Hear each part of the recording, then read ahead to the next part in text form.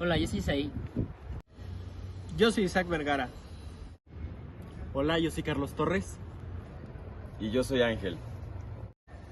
Somos estudiantes del Tecnológico de Monterrey y sabemos que una de las principales problemáticas de interés global es la contaminación del aire. Ciertas sustancias dañinas provocan distintos fenómenos atmosféricos, como el efecto invernadero. Y les proponemos algunas de nuestras ideas en base a fundamentos teóricos aprendidos en la clase de química para eliminarlas. En el aire se encuentran diversas sustancias. Hoy hablaremos en particular las que son dañinas hacia las personas o al ambiente. Estas se pueden dividir en dos, tanto como sustancias gaseosas como sustancias sólidas. Para las sustancias gaseosas podemos encontrar el dióxido de nitrógeno, el dióxido de azufre, los compuestos orgánicos volátiles y el monóxido de carbono. Mientras que para las sustancias sólidas nos encontramos con las partículas PM2.5, el hollín o carbón negro, los óxidos de metales como puede ser el óxido de plomo y el asbesto.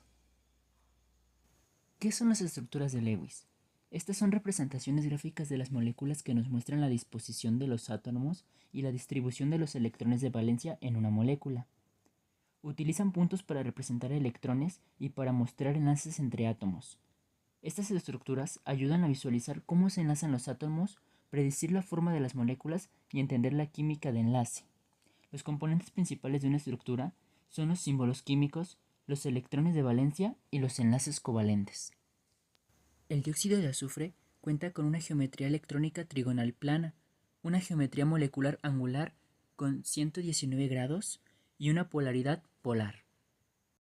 El dióxido de nitrógeno cuenta con una geometría electrónica trigonal plana, una geometría molecular angular y aproximadamente con un ángulo de enlace de 134 grados, al igual que su polaridad es polar.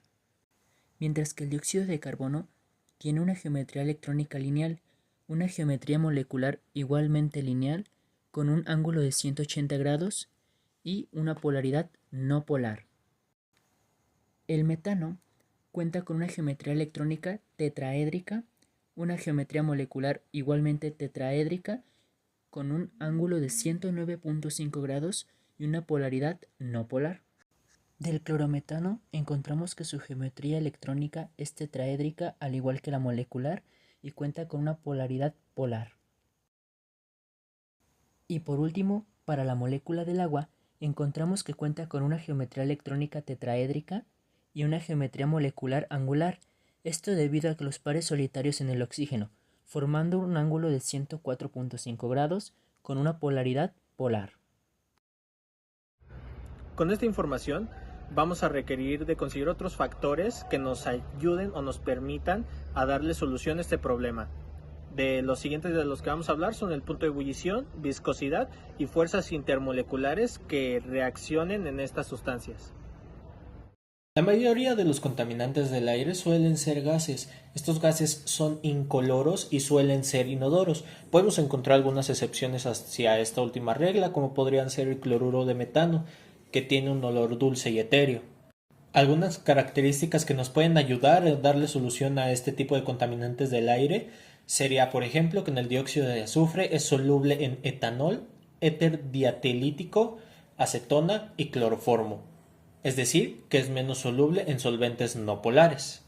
El dióxido de nitrógeno es un gas a temperatura ambiente y que además es soluble en agua, formando así ácido nítrico y ácido nitroso, dos sustancias que son más fáciles de atacar que solamente el dióxido de nitrógeno. El metano, por ejemplo, es un compuesto no polar y altamente inflamable que reacciona con el oxígeno para formar dióxido de carbono y agua. La viscosidad. La podemos definir como la resistencia que tiene un líquido de fluir. Sabemos que disminuye con el aumento de la temperatura, pues las moléculas tienden a tener una mayor presión y se empiezan a expandir en el entorno. El punto de ebullición es ese punto doble que existe para hacer la transición de un líquido a un gas. Conectándolo con lo anterior dicho de la viscosidad, la ebullición es el fenómeno intrínseco en la disminución de la fluidez de un líquido. Pasemos ahora a hacer una revisión de cómo se comportan algunos elementos con respecto a su punto de ebullición y su viscosidad. Comencemos con el dióxido de azufre, que tiene un punto de fusión de menos 75 grados centígrados, es decir, que se tiene que enfriar mucho para que se solidifique. Tiene un punto de ebullición de 10 grados centígrados, es decir, que en comparación con otro tipo de sustancias, tiene un punto de ebullición más bajo de lo habitual, y con esto podemos influir que tiene una densidad que lo hace más pesado que el aire cuando tenemos una presión atmosférica de 1. Ahora, con el dióxido de carbono tenemos una situación completamente diferente, ya que tiene un punto de ebullición a muy bajas temperaturas, a menos 78.5 grados Celsius. Es decir, que su punto de fusión es demasiado difícil de encontrar, ya que a presiones atmosféricas sublima directamente un gas. Encontramos que no es reactivo, no tiene reactividad en condiciones normales, es decir, a 0 grados centígrados y a una atmósfera de presión, pero puede formar ácido carbónico en presencia de agua.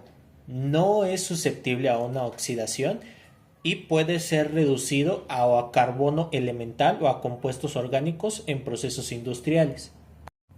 Ahora, en el clorometano encontramos un punto de ebullición de menos 22 grados Celsius y nos arroja un punto de fusión de menos 97 grados Celsius. Algunas de sus propiedades químicas son que es altamente reactivo con bases y puede hidrolizarse en presencia de agua formando ácido clorhídrico y metanol. Ahora bien, vamos a hablar de las estructuras cristalinas y cómo éstas nos pueden ayudar a darle solución a los contaminantes del aire. De estas encontramos dos tipos, los sólidos cristalinos y los sólidos amorfos.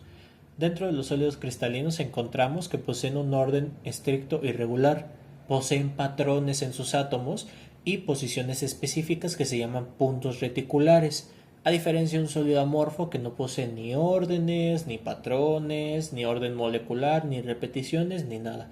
Es más difícil encontrar alguna predicción de su movimiento. Ahora, dentro de los sólidos cristalinos hay un estudio que abarca muchísimos más temas. Por ejemplo, están hechos de celdas unitarias, que es una unidad estructural esencial que se repite dentro de estos sólidos. De estas encontramos muchísimos tipos: la simple cúbica, la tetragonal, la monocilíndrica, la tricilíndrica, entre otros. Ahora, estas celdas unitarias también tienen otras características o otras distinciones, como son que tengan una celda cúbica primitiva simple, que sean una celda cúbica centrada en el cuerpo o que sean una celda cúbica centrada en las caras. Todas estas distinciones tienen sus propias características. Por ejemplo, en la cúbica simple, los puntos de la red solo están en las esquinas, es decir, los puntos con los que se conectan para formar la molécula entera. En la cúbica centrada en el cuerpo, también ocurre un punto de red en el centro de cada una de las celdas unitarias que conforman la molécula. Y en la celda unitaria cúbica centrada en las caras, tiene puntos de red en el centro de cada una de las caras, pero además contiene estos puntos reticulares en las esquinas. Gracias a esto podemos encontrar en los sólidos otro tipo de estructuras, que son estructuras alotrópicas. La estructura alotrópica más común que nosotros podemos encontrar es el ozono. El ozono es un gas altamente reactivo que protege la Tierra de la radiación ultravioleta cuando se mantiene en la capa de la estratosfera. Sin embargo, es un alótropo del oxígeno y es un contaminante importante cuando se traspasa a la troposfera. A nivel del suelo, el ozono es un componente principal del smog y puede causar problemas respiratorios y otros efectos adversos en la salud. Así es como cumple con su alotropía, que es que un elemento puede existir en diferentes formas en el mismo estado físico. Ahora, pasamos a ver las interacciones intermoleculares que existen entre las sustancias contaminantes que nosotros proponemos y algunas sustancias que los pueden disolver o que pueden resolver el problema. Por ejemplo, el carbón activado absorbe contaminantes a través de fuerzas de dispersión de London y puede formar enlaces de hidrógeno débiles con algunas moléculas polares para así disipar los contaminantes en el aire. Otro método sería usar zeolitas. Las zeolitas son materiales microporosos con una estructura cristalina altamente ordenada. Absorben moléculas a través de interacciones ion-dipolo, dipolo-dipolo y fuerzas de dispersión de London. O la sílica, que es un material polar que absorbe moléculas a través de enlaces de hidrógeno y fuerzas dipolo-dipolo.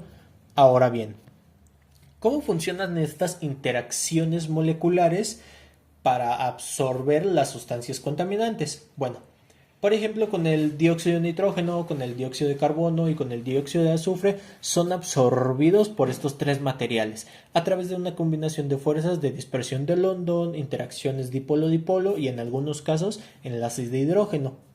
Para esto tenemos que la solubilidad de estos gases en agua es limitada, por lo que la absorción es un mecanismo más eficaz para su eliminación, al contrario de, por ejemplo, con el asbesto, que los materiales absorbentes pueden ayudar a capturar partículas de asbesto, pero su eliminación completa requiere métodos un poquito más especializados.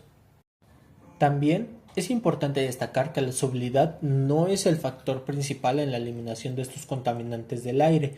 La absorción, como lo mencionamos con el carbón activado, las zeolitas y la sílica, basada en las fuerzas intermoleculares, es el mecanismo dominante. Sin embargo, en algunos casos, la solubilidad en agua y en otros solventes puede ser útil para eliminar ciertos contaminantes en procesos de lavado o absorción. Un ejemplo de esto es el dióxido de nitrógeno, que como mencionábamos antes es un gas que a temperatura ambiente es soluble en agua y forma ácido nítrico y ácido nitroso, lo cual es una forma que nos ayuda y es más fácil poder absorber para eliminar ese contaminante en el aire. Ahora hablaremos de las geometrías moleculares y electrónicas de las sustancias ya planteadas, además de su polaridad y cuáles son las interacciones intermoleculares entre estos gases, con la finalidad de recopilar datos para la resolución de este problema. Ahora hablemos de las interacciones intermoleculares. El dióxido de nitrógeno con el dióxido de carbono. La interacción sería principalmente a través de fuerza de dispersión de London. Con el metano, similar a con el dióxido de carbono, la interacción principal sería a través de las fuerzas de dispersión de London. Con el clorometano, ambos son polares, por lo que interactúan mediante fuerzas dipolo-dipolo y fuerzas de dispersión de London. Con el agua, puede formar interacciones dipolo-dipolo y también puede participar en puentes de hidrógeno con el agua. Las interacciones intermoleculares del dióxido de azufre son, junto con el dióxido de nitrógeno, ambas moléculas son polares, por lo que interactúan mediante fuerzas dipolo-dipolo y fuerzas de dispersión de London. Junto con el dióxido de carbono, la interacción principal sería a través de fuerzas de dispersión de London. Con el metano, similar al dióxido de carbono, la interacción sería principalmente a través de fuerzas de dispersión de London. Con el clorometano, mediante fuerzas de dipolo-dipolo y fuerzas de dispersión de London. Y por último, con el agua, se pueden formar interacciones dipolo-dipolo y también puede participar en puentes de hidrógeno con el agua. Las interacciones del dióxido de carbono son, con el metano, como ambas son no polares, interactúan mediante fuerza de dispersión de London. Como el dióxido de carbono es no polar y el clorometano es polar, la interacción sería principalmente a través de fuerzas de dispersión de London. Y por último, con el agua, puede interactuar mediante fuerza de dispersión de London y en menor medida interacciones dipolo inducido dipolo. El clorometano con el agua puede formar interacciones dipolo-dipolo y también puede participar en puentes de hidrógeno con el agua. El metano, como es no polar y el clorometano es polar, su interacción sería principalmente a través de fuerzas de dispersión de London. Y, por último, el metano, junto con el agua, puede interactuar mediante fuerza de dispersión de London y, en menor medida, fuerzas de interacciones dipolo inducido dipolo. Por último, el agua puede formar puentes de hidrógeno con otras moléculas polares, como el dióxido de azufre, el dióxido de nitrógeno y el clorometano. Después investigamos qué ocurría cuando los óxidos de azufre y óxidos de nitrógeno entraban en contacto con el agua y cómo se le conocía a este suceso. El dióxido de nitrógeno, al disolverse en la lluvia, se forma una mezcla de ácido nitroso y ácido nítrico. Ambos se encuentran en estados de agregación líquida al ser disueltos en agua.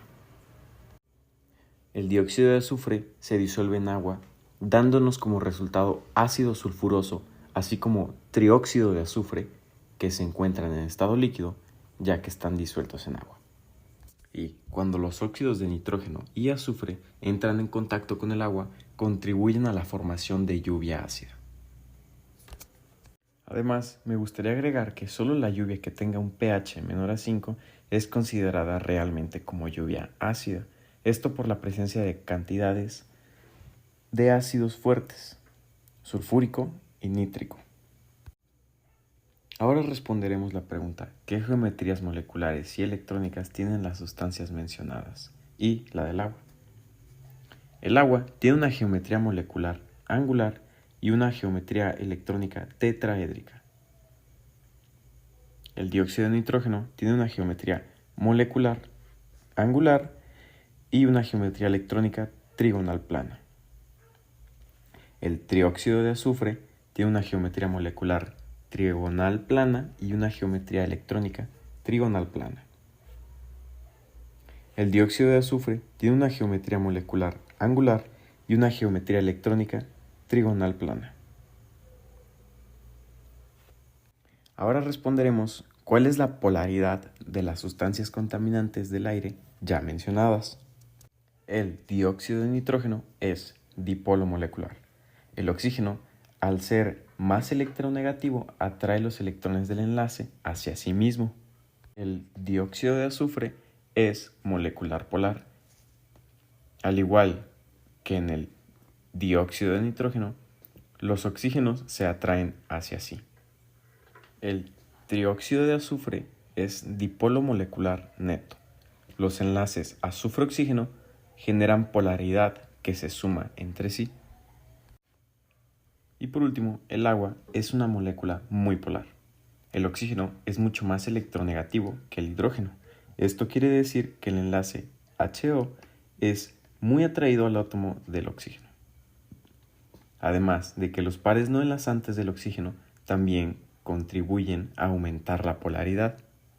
Y por último, hablemos de las interacciones intermoleculares que tienen estas sustancias entre ellas y con el agua. Hablando del ácido nítrico, las moléculas de ácido nítrico forman enlaces débiles entre sí debido a la repulsión entre las partes cargadas. Con el agua, forma fuertes enlaces de hidrógeno con las moléculas de agua. El ácido nitroso, muy similar al ácido nítrico, pueden formar enlaces de hidrógeno, pero son débiles entre estos, mientras que con el agua forman fuertes enlaces de hidrógeno. Y por último, el ácido sulfúrico y sulfuroso, ambos pueden formar enlaces de hidrógeno entre ellos mismos, aunque estos son más débiles que con el agua. Y con el agua forman enlaces de hidrógeno fuertes, ya que tanto los ácidos como el agua participan en la formación de enlaces de puentes de hidrógeno. Una vez conociendo todos estos contaminantes, el cómo se comportan y sus propiedades, podemos investigar un poco más a fondo cómo es que podemos combatirlos. Ahora nos damos la tarea de investigar soluciones que se han implementado para eliminar estos contaminantes, revisar sus pros y sus contras y, de ser el caso, el revisar por qué se dejaron de utilizar.